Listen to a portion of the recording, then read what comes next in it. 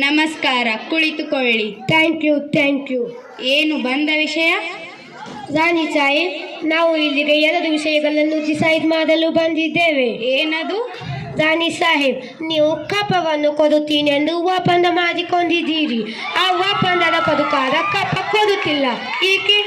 ಏನು ಕಪ್ಪ? ನಿಮಗೇಕೆ ಕೊಡಬೇಕು ಕಪ್ಪ? ಕಪ್ಪ ಕೊಡುವುದಕ್ಕೆ ಕಿತ್ತೂರೇನು ನಿಮ್ಮಪ್ಪ ತಾತ ಮುತ್ತಾತಂದಿರು ಕಟ್ಟಿ ಬೆಳೆಸಿದ ಆಸ್ತಿ ಅಲ್ಲ, ಕನ್ನಡಿಗರ ಆಸ್ತಿ. ಕಪ್ಪ ಕೊಡುವುದಕ್ಕೆ ನೀವೇನು ಕಿತ್ತೂರನ್ನು ಕಟ್ಟಿದವರೇ, ಬೆಳೆಸಿದವರೇ?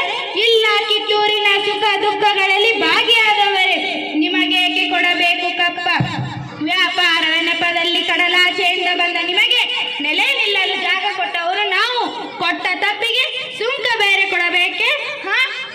ಶತಮಾನಗಳಿಂದಲೂ ಸ್ವತಂತ್ರವಾಗಿ ಬದುಕುತ್ತಿರುವ ಈ ನಮ್ಮ ಕಿತ್ತೂರು ನಾಡು ಯಾವುದೇ ಕಾರಣಕ್ಕೂ ಕಪ್ಪ ಕೊಡುವುದಿಲ್ಲ.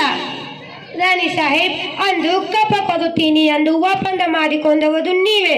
ಇಂದು ಕಪ್ಪ ಕೊಡುವುದಿಲ್ಲ ಎಂದು ಹೇಳುತ್ತಿರುವವರು ನೀವೇ. ಇದು ಸರಿಯೂ ಅಲ್ಲ, ನ್ಯಾಯವೂ ಅಲ್ಲ. ಜಾಗಟ್ಟೆ ಊರಲು ಜಾಗ ಕೊಟ್ಟರೆ ಜಾಗವೇ ತಮ್ಮದೆನ್ನುವ ಅಬ್ಬೆ ಹಾಕುವ ಬೊಬ್ಬೆ ಬಾರಿಗಳಲ್ಲವೇ ನೀವು? ರಾಣಿ ಸಾಹೇಬ್, ಹಾಗಾದರೆ ನಿಮ್ಮ ಮಗ ಶಿವಲಿಂಗ ರುದ್ರಚರ್ಚ ಮಾಡಿಕೊಂಡ ಒಪ್ಪಂದಕ್ಕೆ ಬೆಲೆ ಇಲ್ಲವೇ? ಖಂಡಿತ ಇಲ್ಲ.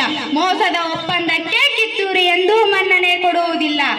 All right. ಅವನು ಸತ್ತ ನಂತರ ನೀವು ದತ್ತಕು ಮಾಡಿಕೊಳ್ಳುತ್ತೀರಾ? ದತ್ತು ಮಕ್ಕಳಿಗೆ ಹಕ್ಕಿಲ್ಲ. ಇದು ಲಾಲೋಸಿ ಕಾಯ್ದೆಯ ಪ್ರಕಾರ ದತ್ತು ಮಕ್ಕಳನ್ನು ರಾಜ ಆಳುವಂತಿಲ್ಲ. ಇದನ್ನು ಕಂಪನಿ ಸರ್ಕಾರ ಒಪ್ಪಿಕೊಳ್ಳುವುದಿಲ್ಲ.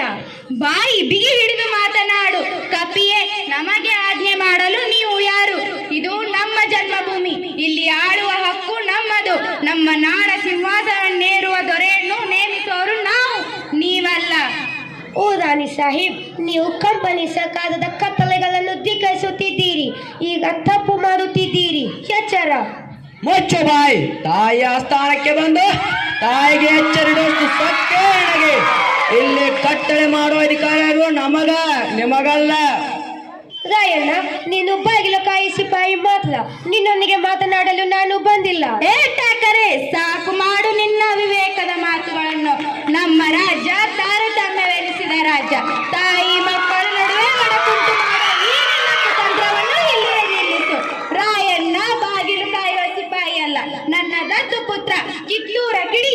ಈ ಆಸ್ಥಾನದಲ್ಲಿ ಮಾತನಾಡುವ ಹಕ್ಕು ಕಿತ್ತೂರಿನ ಸಮಸ್ತ ಪ್ರಜೆಗೂ ಇದೆ.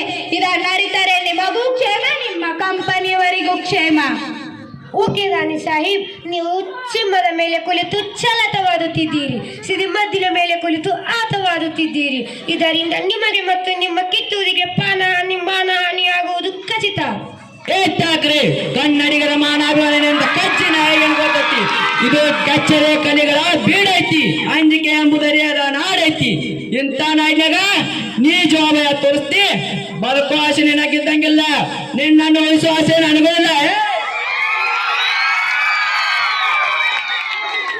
ರಾಯಣ್ಣ, ಶಾಂತಿ ಸಮಾಧಾನ ಕನ್ನಡಿಗರ ಹುಟ್ಟುಗುಣ. ಅದಕ್ಕೆ ನಿನ್ನಿಂದ ಚಿತಿಬಾಗುವುದು ಬೇಡ. ಇಟ್ಸ್ ಓಕೆ ರಾಣಿ ಸಾಹೇಬ್, ಇದರಿಂದ ನನಗೆ ಮನಸೋತ ಅವಮಾನವಾಗಿದೆ.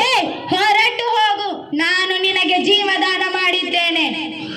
ಆಲ್ ರೈಟ್ ರಾಣಿ ಸಾಹೇಬ್, ಇದರ ಪ್ರತಿಫಲವನ್ನು ನೀವು ಆದಷ್ಟು ಬೇಗ ಅನುಭವಿಸುವಿರಿ.